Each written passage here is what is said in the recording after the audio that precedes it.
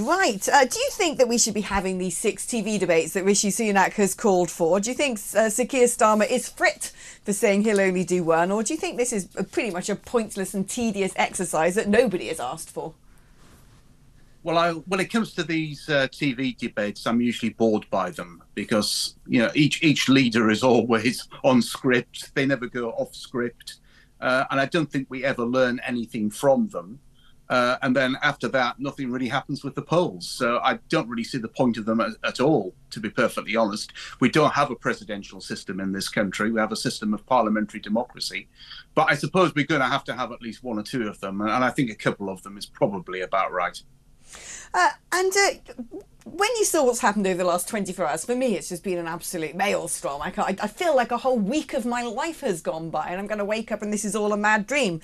But Keir Starmer calling that snap election, Nigel Farage saying, well, that's because he was scared that I'm coming back. He got wind of my plans and that's why he'd done it. Other people saying, well, maybe Sir Graham Brady had said to him, look, mate, the letters of no confidence are beginning to pile up. Do something now or you're a goner. What do you think his reason for doing it was? Was it a good idea?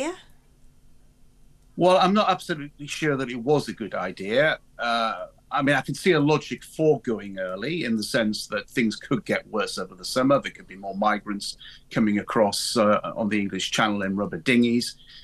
Inflation may indeed rise. Some economists do predict that. So I can understand there's a reason for going early. But of course, the reason for going late was that maybe inflation will fall and interest rates may go down and the economy may be looking better in the future.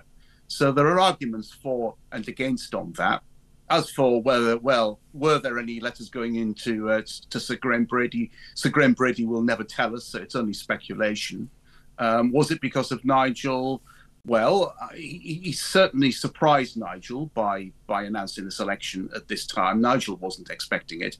I don't think Reform UK were expecting it either. I think even the Conservative Party were expecting it, to be honest. Well, by judging by an interview I saw last night, not even the chairman of the Conservative Party even really knew about it until a cabinet meeting before. So he's certainly taken everyone by surprise. But, we are where we are, Alex, and we've got 6 weeks of this. And I'm sure that we will all be utterly knackered by the end of it. But we will find out the results on the 4th of July. The problem with the Conservative Party is we have seen over the course of the last, 15 years pretty much, is it's an incredibly divided party. Once upon a time, it was all about Brexit and the party fell apart over that. You've now got all these sort of small mafia families on the right, the ERG, the Northern Research Group. There's so many of them, I can't even count them. They're, of course, being faced down by the One Nation Tories, those sort of soppy centrists who like Cameroon politics. If you listen to various people who are wannabe candidates, they are saying that the One Nation lot are taking over the party, that the right-wing Tories are being squeezed out. Actually, breaking news for you, Lord Frost has been banned from standing as a Tory candidate at the general election. Now, people would say about Lord Frost that he represents the right wing of the Conservative Party.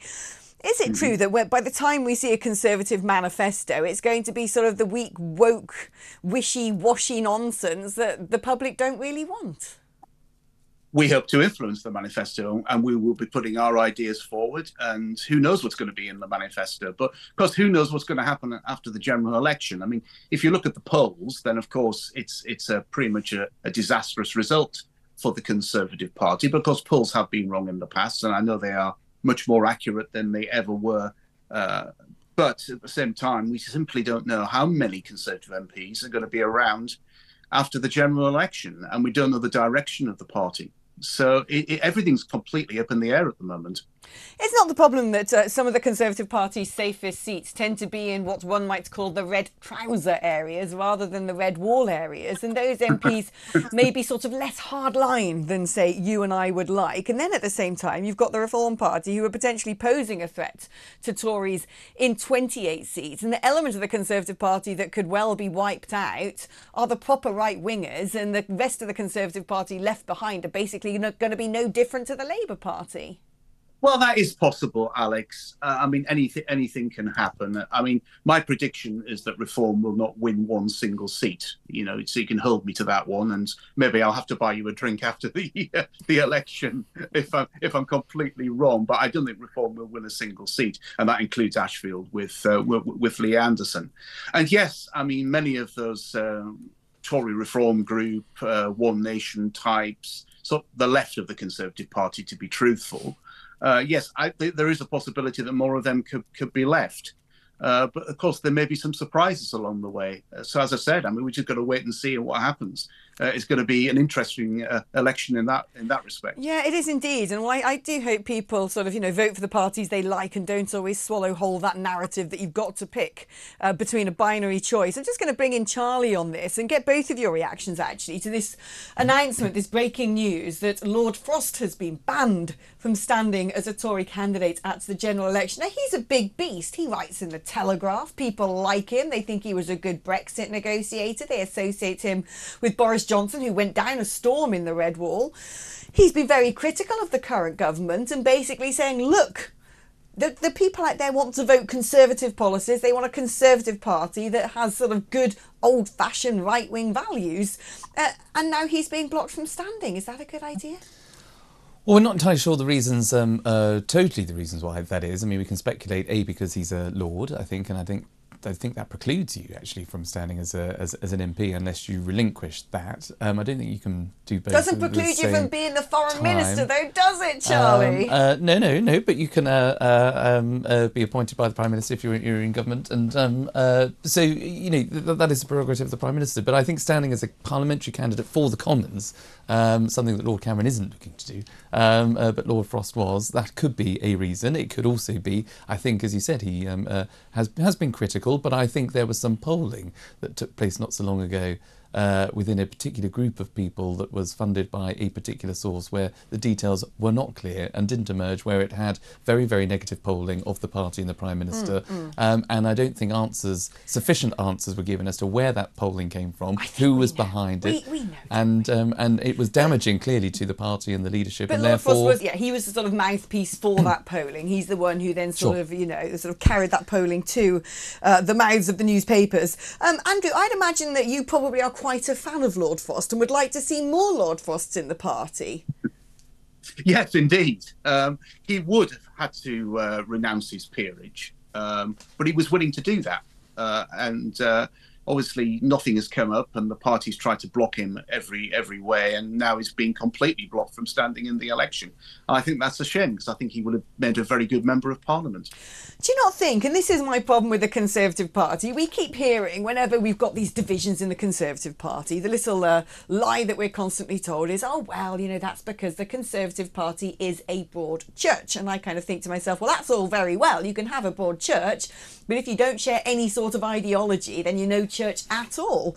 And this is what we've seen time and again with the Conservative Party. They fight over the heart of the party. And, there are people like you who say, we can reform this from the inside, which I kind of think didn't work when we were in the EU. So why should it work with the Conservative Party? And seemingly, you guys are not winning that argument. Would it not be best, essentially, to just say to the Conservative Party, fine, one nation lot, you have it, and we're going to go to a different party, aka Reform, and actually make sure that, the right wing of politics really does get some airing? No, I still think that the Conservative Party is the best vehicle for change. It's still, even after an awful election result, it will be the second largest party in Parliament by quite a distance. And I think that's the only way that you can affect change.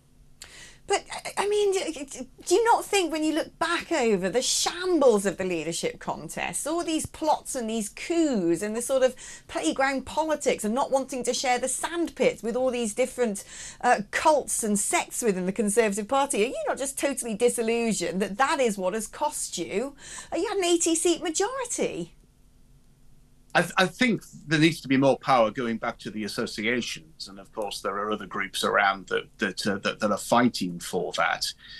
The membership of the Conservative Party is much more right-wing than the Parliamentary Party, but this is why I think things need to change, and the Parliamentary Party needs to be more representative of the local party members across the country. Charlie, where do you put yourself? Which faction are you in? Are you a One Nation? Are you an ERG, an NRG, a something else RG? I'm a pragmatist, Alex, and I think, look, you can be all of those things at any one given time. But the reason why the Conservative Party historically has done so well is because it's flexibility and adaptability to change to deal with crises as you see it. It isn't necessarily fixated on particular things. Of course, it has values. It's a tax-cutting, pro-enterprise, pro-business party. It is tough on law and order. It is about opportunity. Oh, it's so tough on law and order. The police have been told not to arrest anybody. It's about opportunity for all, regardless of your income or background. It's about making sure that people can actually keep the money that they earn and not having it taxed and can thrive. But we are thriving and we're not being taxed. That is so true. That's exactly what the Conservatives have delivered. But this is the thing. I think people will recognise that it's been a tough road, not just for this government, but for all governments, because of things like COVID, because of the energy bills we've seen increase, because of the war in Ukraine. These are international impacts that we have. International affairs that have impacted on us at home. So people will recognise that. Of course, there's been the internal party politics within the Tory party. Chopping and changing leaders does not help. But, I'm afraid to say when you do have a leader who, under Liz Truss, who came in and made some decisions where she went too far, too fast by her own admission, that has cost. That was the grassroots choice, though. She only got 44 days. And that's why I think actually, the majority of the public, parties need to be more in tune with the public rather than the other way round. That would be nice, wouldn't it? But the majority of the public are very central, mainstream. They just want their governments to get on with the issues that matter to them. Talking about immigration is not right wing. I'm afraid to say it is just a matter of fact that it needs to be dealt with, and that is something that is now in the centre. So it's not about shifting to the right or shifting to the left. If you shift in any one of those directions actually too far, as the Corbynistas found out, doesn't work. Under the 90s and the early 2000s, under Ian Duncan Smith, a shift to the right, it doesn't work. You need to hold the centre ground. Ian Duncan Smith, he's the greatest Prime Minister we never had. Well, Andrew